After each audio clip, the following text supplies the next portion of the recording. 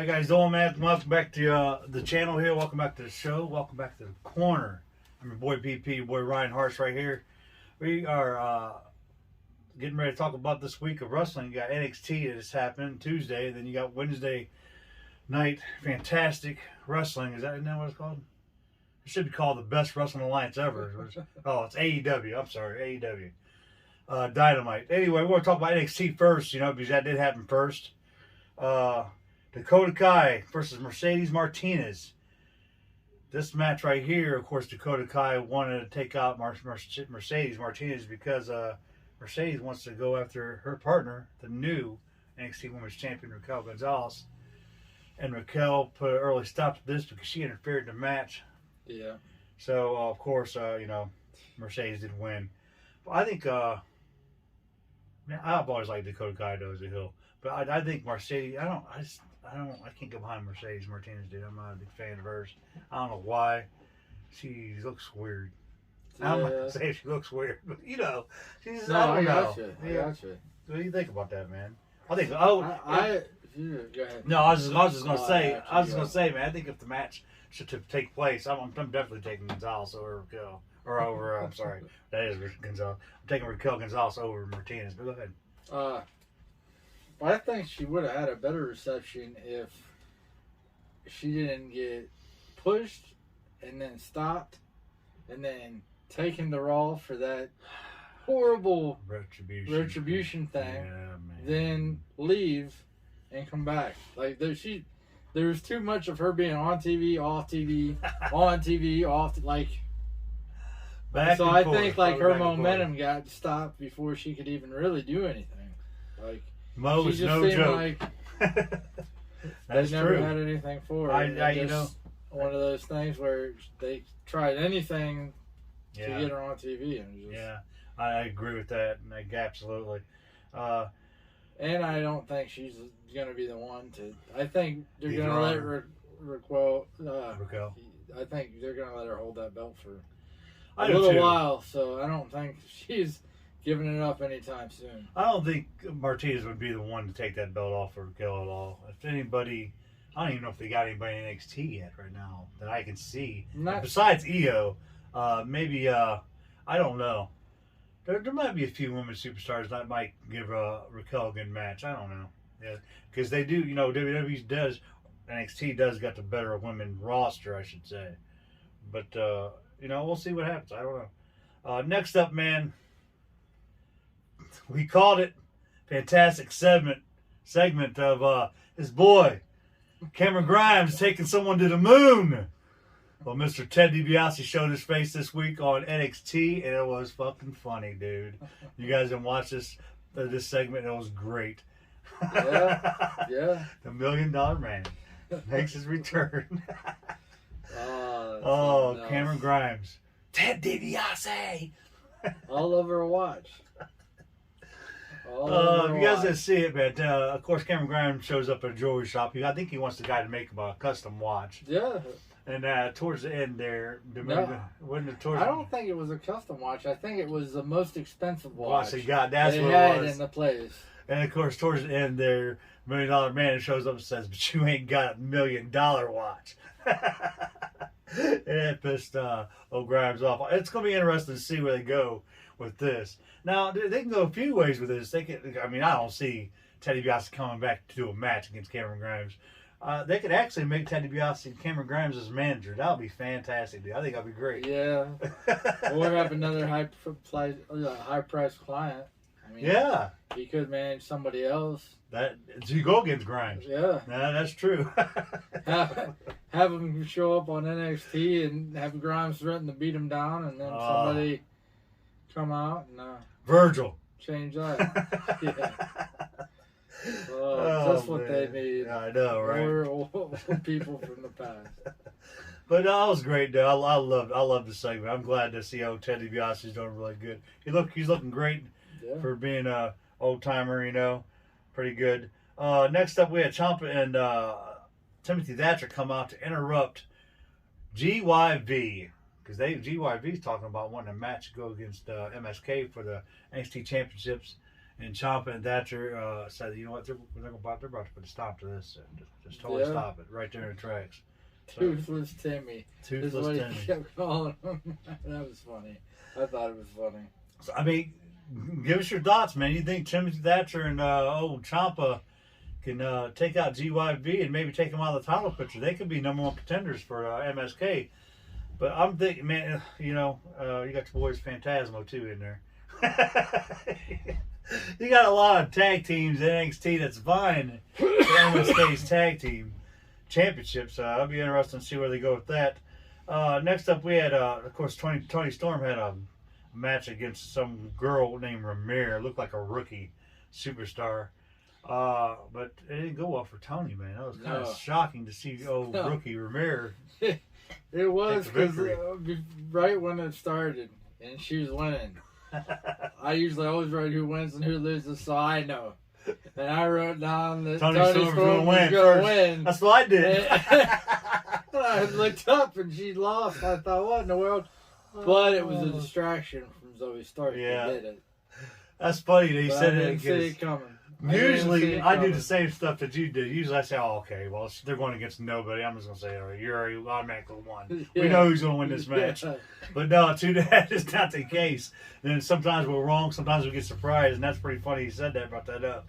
Next up, we had Bronson Reed going one-on-one against the Ways, Austin Theory. Of course, Bronson did win this match, so he is going to get his North American Championship match against Mr. Gargano. And yeah, if you've seen earlier in the segment or earlier in the night, we had Blackheart and Moon backstage doing an interview. They received flowers from Dexter Lumis. Well, we all know that was not Dexter Lumis that sent these flowers. I'm sorry, my TV's going crazy here. It had to be probably Candice LeRae and them messing around with Indy Artwell to get her mind straight for their NXT Women's Championship match, probably.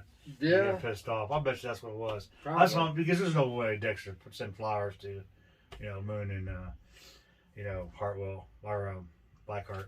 But that was a pretty interesting segment there.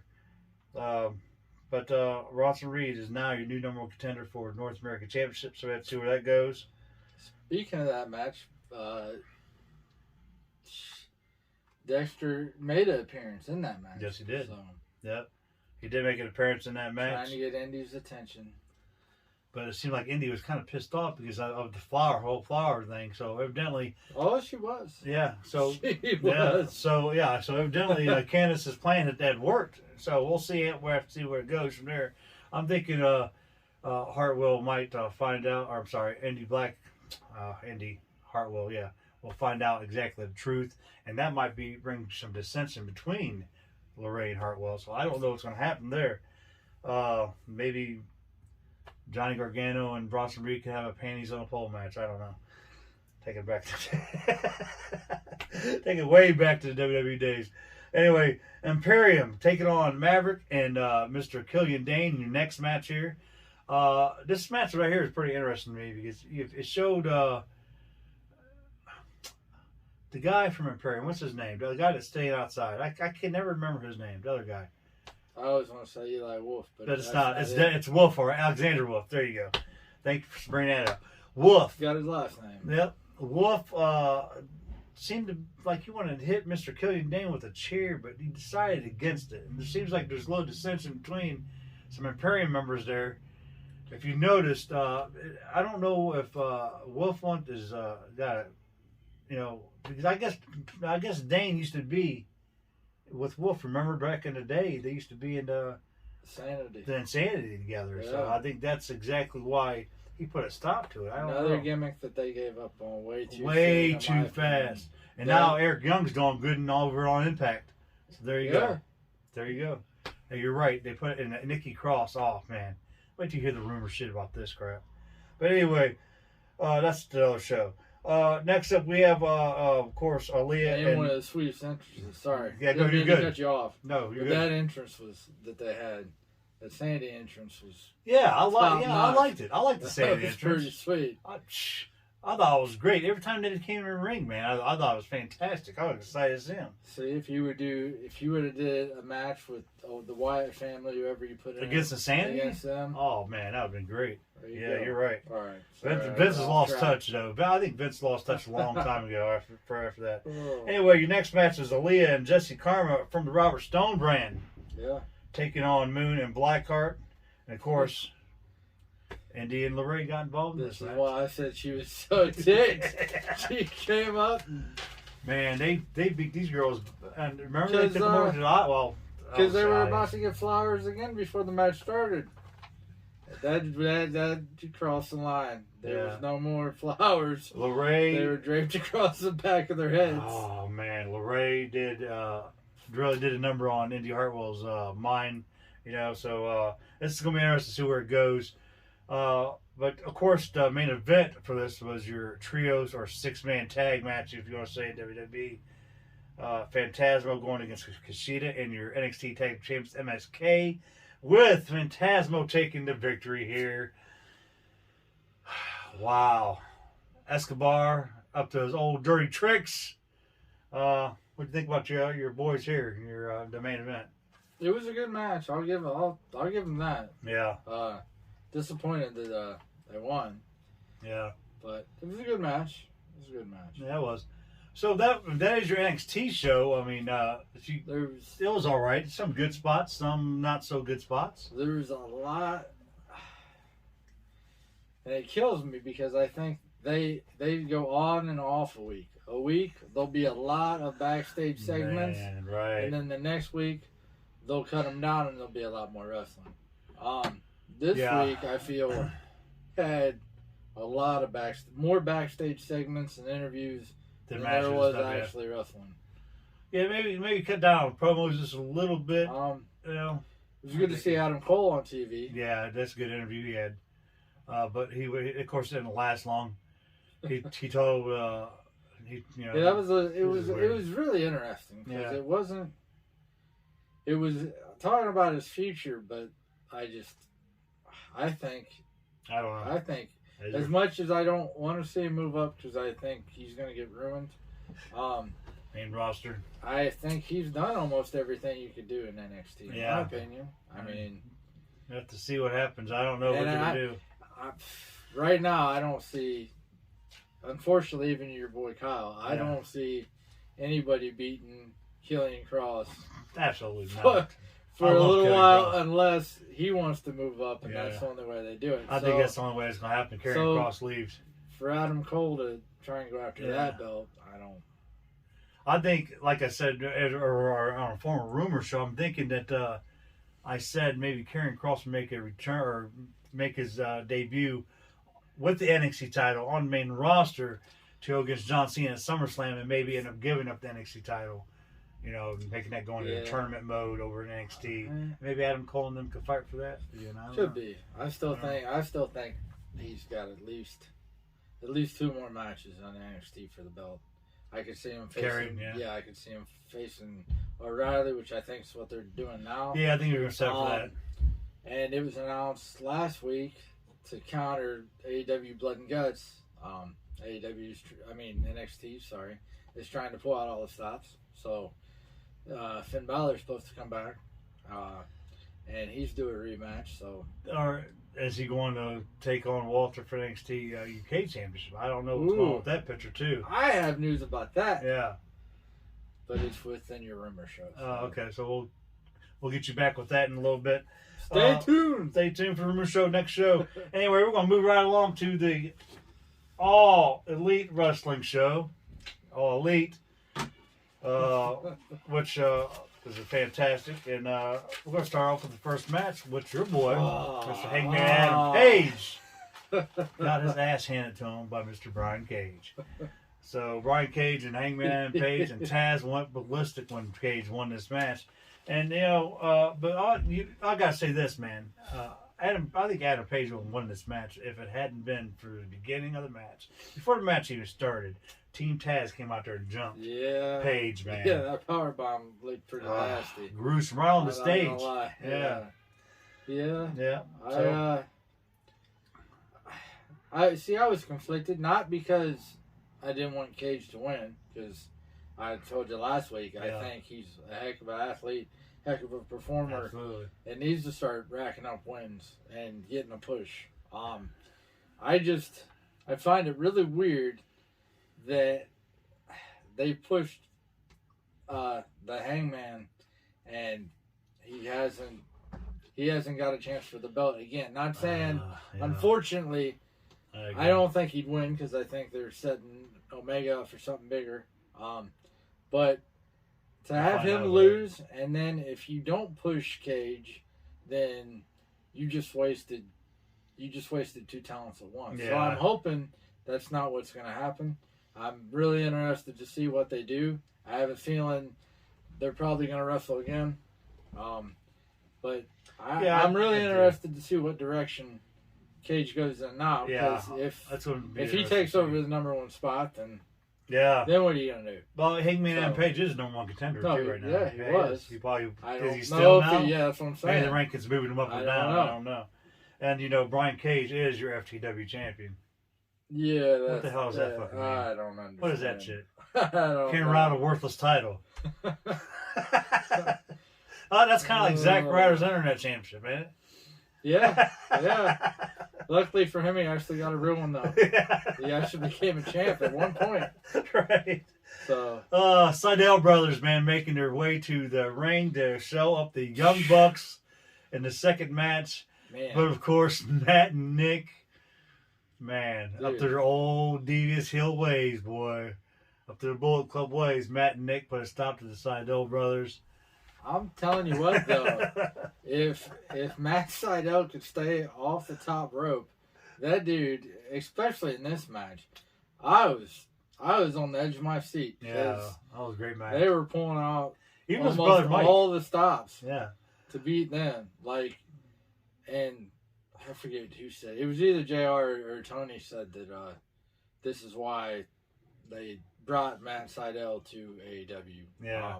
And I think he showed a lot, especially in this match. And like you said, even his brother, which I've never seen his. To be honest, I didn't even know he had one. Yeah, Mike. I didn't even know he had a brother. Matt and Mike. Yep. But this match really, that's a credit to the Young Bucks too. I think you put the Young Bucks in with almost any tag team, and they can make them look extra good. But this match, for sure. Absolutely. As I get excited, as I was talking about, I was excited watching it. Yeah. Speaking of making tag teams look good, man, one third of Death Triangle was in the next match. Pentagon Jr., man, went 1-on-1 with your boy, Orange Cassidy. And, of course, this is weird. But guess what? Orange Cassidy picked up the victory here. That was great. That was a great match, though, man. It was. Oh, my gosh. Now I can't think of that. Penta L0. Name. What's that guy's name? Yeah, Excalibur? No, what are you talking about? No. Oh, Penta's mouthpiece now. Oh, Alex Marviz. No, not Marviz, but I know who you're talking about. You guys know who it is. It's Pentagon's manager he's got right now. Anyway. Yeah. That guy cracks me up. Oh, man. He's a trip. He said, if you think what he said about Chuck's mom was bad. Trent's mom. Yeah. That's what I meant. Yeah, Trent. No, Trent and Chuck is the same thing. Best friends. That cracked me up. Yeah. Man. Oh, good stuff. It was good stuff. We have Parlay next up, you guys. The Parlay was very interesting. It was entertaining to me to see what everybody on each team had to say. Of course, you had the Pineapple or Pinnacle, whatever you want to call them, versus the Inner Circle. And there's a lot of, man, I'm telling you what, these boys are ready on both sides. And it's going to be a badass match come blood and guts next week at Dynamite, guys. What do you think about this whole segment here? This is crazy. Good. It was good. Awesome segment. A lot of talking. Of course, they said the best for last. Jericho's. a lot of promos going along with what I said about them having some of the top promo guys in wrestling right now. What about Sammy? I'm starting. I'm gonna start. Yeah. Well, I mean, this shit. And what's funny is they all brought up, some of it's off the top of their head, some of it's not. But they always find a way to at least add something in there that's a little personal to each person. To take make fun of So- Ty Dillinger from his old company. Yeah, and it was good to see everybody this time Yeah. get a chance to talk. Yeah. If you noticed, Hager and Warlow didn't say anything with a microphone. this Ortiz time. didn't say nothing either. But they just said Yeah. some shit with their Yeah. Santana said something. Yeah, Ortiz. to bring up their kids. I Yeah. thought I was Yeah. waiting for something.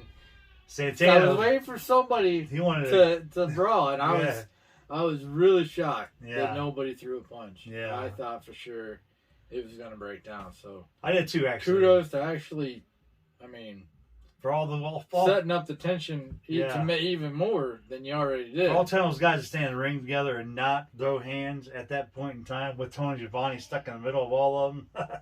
Wow. But That's kind of crazy. It was really, really good. It was a good Really segment good. there for them boys. Eddie Kingston going against Michael Nakazawa. Of course, Eddie comes out and he says, "You know what? I don't want the sports entertainment crap. Get this crap out of here. I want Omega. Omega, get your ass out of here." Omega came out there. Of course, Nakazawa did jump on Kingston from behind.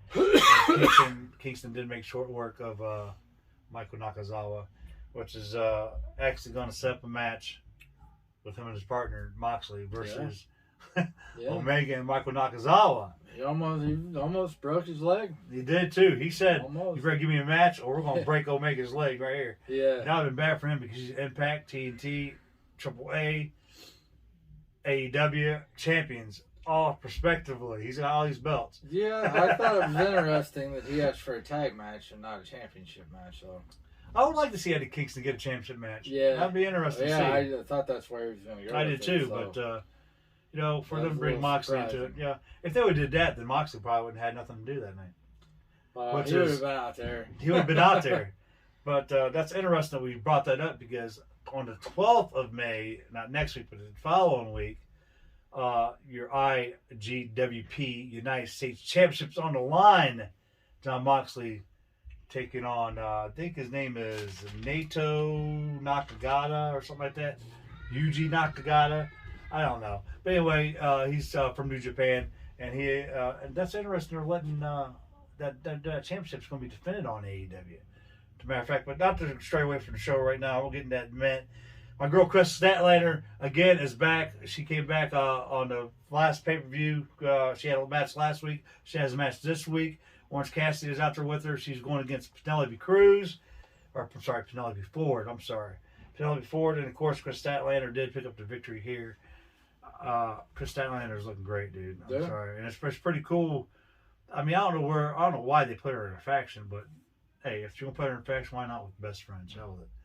I mean, it's pretty. It was good to see her. Yeah. So, next up, the Nightmare Family go against the Factory. The Factory arrives in the Nightmare Family's bus. You see that bullshit there? I did. They showed up Like I on- said before, this was. And I think I predicted what happened at the end of this match because I said he would, and he did. Yeah. Yeah, you did. But it's one of those things, like I said before, that I think that whole thing, I think, stupid. I don't think that was a faction that needed to be put together. I mean, only because they already have so many, which is what I said when I said that's one they could do without, and just have the Rhodes Brothers become a tag team if you want to pair them up with people. The most interesting to me thing about this match is that I believe it was after the match was over, Nick Colorado hit Dustin with a cowbell. Oh, yeah. And that, to me, makes me think that they're going to set up a bull rope match? yes, which hasn't been done In a long time, since old NWA days. and forever. Or WCW. I'm not happy with WCW. Yeah. I think that's what they're going to do with that. And that's funny you say, because that Nick Colorado guy, like I said, the announcers are saying he reminds them of like a Bruiser Brody, Michael Hayes, Blackjack Hayes back in the day, sort of guy, real rough and rugged. And I'm telling you right now, if this guy right here could actually put on a good bull rope match, probably with Dustin, if that's what they're going. That's what I'm thinking. That's why I think he hit him with it. I think they're trying to set up. That's those a good two, point. And if they're not, to have a match. If they're not, maybe Cody's listening to us right now, and maybe they'll take him. Which he did show up. Cody did show up, yeah. The one thing that drives me crazy is whatever, and forgive me for not knowing everybody's names. Yeah, it's all right. In that group, the guy, the athlete that is a boxer. Oh yeah, what's his name? Oh, I forgot. He's had either 1 or 2 matches right now, and the only thing that you could have that guy do is punch somebody in the stomach. Right. And he wins. Right. I mean, I understand the concept that he's a boxer. That's his whole But gimmick. Come on now. So what he is, he's like a. You gotta have something else. You're killing me. Oh, it's kind of like Mike Tyson. When Mike Tyson shows up, he never does a wrestling move. He always punches. And that's what this guy reminds me of. This guy, isn't he supposed to be a professional wrestler? I thought so.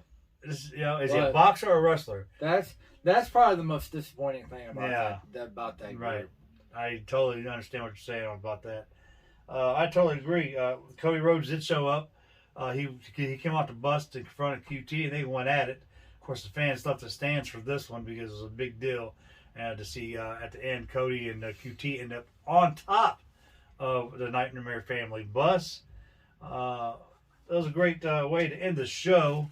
I'm thinking it did end the show. It did not end the show. No, I'm sorry. Oh, man. Well, that was one of the main events. I'm sorry. I forgot about this. Fell asleep. I did fall asleep. That was a good way to end that segment. I'm sorry. How about that? And something else. I don't know if you were going to get to it or not. I might have jumped the gun. That in the back, one of the backstage segments that they had, which answered a lot of people's questions, I think. They had an interview with Kip Sabian. Oh, yeah. And Miro, they asked what's going on with Miro and where he was. And Kip Sabian said, everything's fine.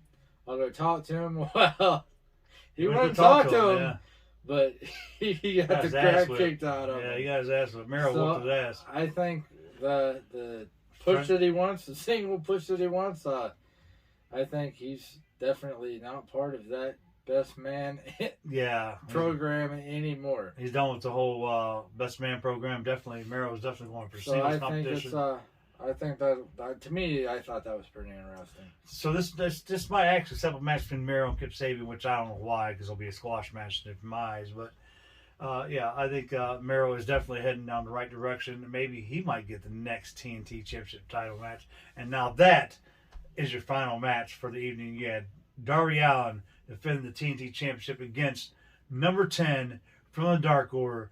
And this was a great match. Number 10 showed me a lot of stuff, man. Great match. Sting out there with Darby Allin, of course, and the Dark Order out there with 10. I thought it was a fantastic match. Yeah. Of course, you had Scorpio Sky and Dollar Clown get involved in this match. Surprisingly, Darby Allin didn't lose this match, man. I'm glad he didn't because all the interference that took place. But Darby ended up ripping 10's mask a little bit there. You see that? Yeah. That was pretty crazy. But in all, after the match was over with, after Darby did retain, they did shake hands out of respect. Of course, Brody Lee's well missed in that whole organization and in that family of theirs.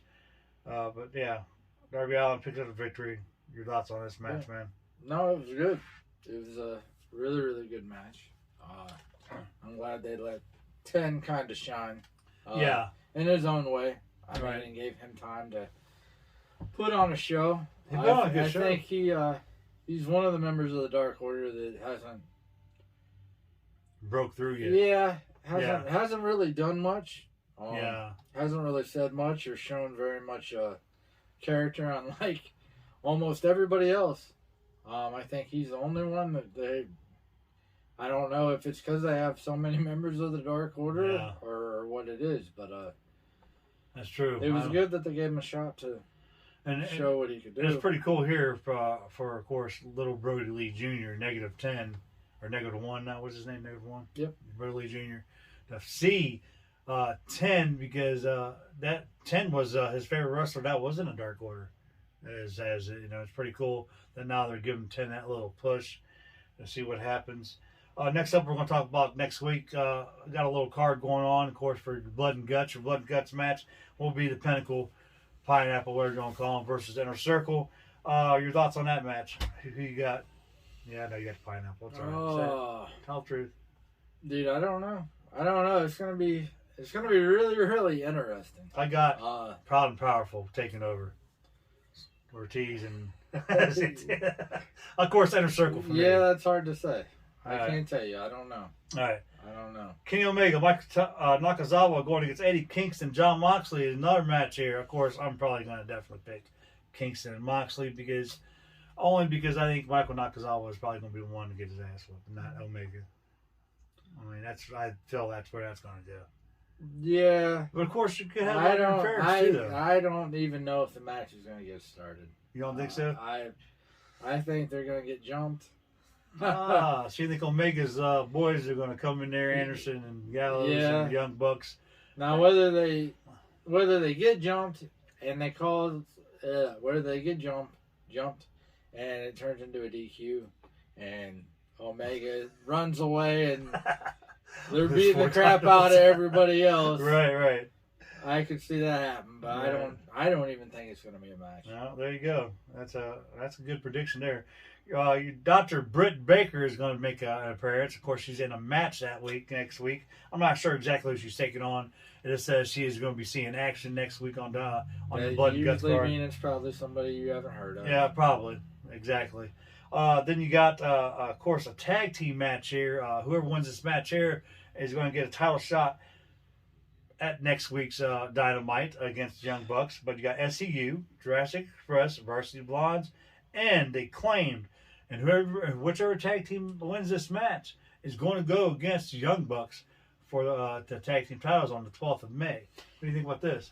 So I didn't understand that when that was announced. And I only say it because Daniels and Kazarian are the number one contenders. I saw that. So that's why they shouldn't even have to have a match for the number one contenders. I totally agree. When you've already announced a week earlier that they are. Who knows what they're doing? And to be honest with you, I'd like to see Kazarian and Daniels. I think they could put on one heck of a match with the Young Bucks. Right.